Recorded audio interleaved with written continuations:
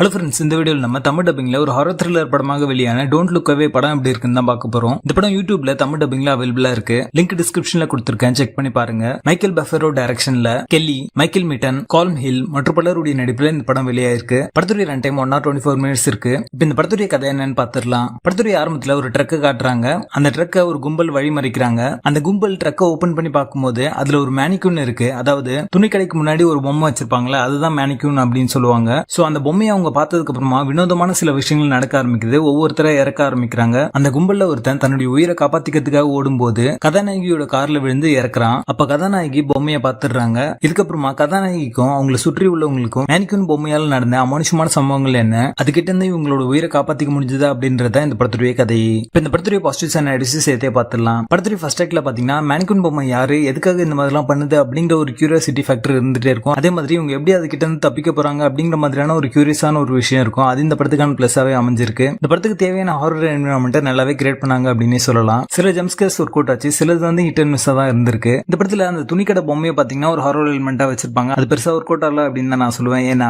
சக்கி மாதிரியான படங்கள்ல பாத்தீங்கன்னா அதுலயும் வந்து பொம்மையை வச்சுதான் வந்து பிளே பண்ணிருப்பாங்க. இருந்தாலுமே கண்கள் வந்து அசைற மாதிரி வச்சிருப்பாங்க. கைகளால வந்து அது கொல்ற மாதிரியான சீக்வன்சஸ் எல்லாம் இருக்கும். அதெல்லாம் பாத்தீங்கன்னா ஹாரர் எலிமெண்ட் ரொம்ப நல்லாவே ஒர்க் அவுட் ஆயிரும். ஆடியன்ஸ்க்குமே பாத்தீங்கன்னா அந்த பொம்மை வந்து ரொம்ப கொடூரமானது, அதுகிட்ட இருந்து எப்படியாவது வந்து அந்த கேரக்டர்ஸ் எல்லாம் தப்பிச்சிடணும் அப்படிங்கிற ஒரு ஃபீல் இருக்கும். அது இந்த படத்துல மிஸ்ஸிங்கா இருக்கு அப்படின்னே சொல்லலாம். அதே மாதிரி இந்த படத்துல கதாநாயகியோட பாய் ஃப்ரெண்டா ஒருத்தர் வருவாரு. அந்த கேரக்டர் பாத்தீங்கன்னா ஸ்டார்டிங்ல இருந்து எண்ட் வரைக்குமே இரிட்டேட்டிங்கா இருக்கும். சுத்தி இருக்கிற ஃப்ரெண்ட்ஸ் எல்லாரும் ஒவ்வொருத்தரா இருந்துட்டே இருப்பாங்க. அப்ப கூட வந்து அவர் நம்ப மாட்டேன் அப்படிங்கிற மாதிரி சொல்லுவாரு. அதெல்லாம் பாத்தீங்கன்னா ரொம்ப ஆர்டிபிஷியலா இருந்தது பாக்கிறதுக்கு. அடுத்தது அந்த மேனிக்யூன் பத்தின ஒரு ஆரிஜின் ஸ்டோரி எதுவுமே இந்த படத்துல வந்து சொல்லிருக்க மாட்டாங்க. அதனாலேயே பாத்தீங்கன்னா பெருசா நம்மளுக்கு ஒரு அட்டாச்மெண்டே இல்ல அப்படின்னே சொல்லலாம். சோ படம் முழுக்கவே பாத்தீங்கன்னா தூரத்துல வந்து அந்த பொம்மை இருக்கும். திடீர்னு பாத்தீங்கன்னா கிட்ட வந்து அவங்களை பயன்படுத்தும். அடுத்த சீன்ல அவங்க இறந்துருவாங்க. இதே மாதிரி பேட்டர்ன்ல வந்து நடந்துட்டே இருக்கும். அது முதல்ல இன்ட்ரெஸ்டிங்கா இருந்தாலுமே ஒரு கட்டத்துக்கு மேல ரிப்பீட்டேட்டிவான காட்சிகள் வந்துட்டே இருக்கு அப்படிங்கிற ஒரு ஃபீல் தான் தருது. படத்துடைய கான்செப்ட் இன்ட்ரெஸ்டிங்கா தான் இருக்கும். இருந்தாலுமே ஸ்கிரீன் பிளே அண்ட் எக்ஸிகியூஷன்ல கோட் அவுட் இருக்காங்க அப்படின்னு நான் சொல்லுவேன். படத்துடைய பேசிங் நல்லா இருக்கும். மொத்தத்துல இது ஒரு பிலோ ஆவரேஜ் ஹாரர் த்ரில்லர் படமாக வந்திருக்கு. படத்துல அடல்ட் கண்டென்ட் இல்ல, இருந்தாலுமே பிளட் வயலன்ஸ் சம்பந்தப்பட்ட காட்சிகள் இருக்கு. அதனால கிட்ஸோட பார்க்காதீங்க. மெச்சூர் ஆடியன்ஸா இருந்தீங்கன்னா நீங்க ஃபேமிலியோட பார்க்கலாம்.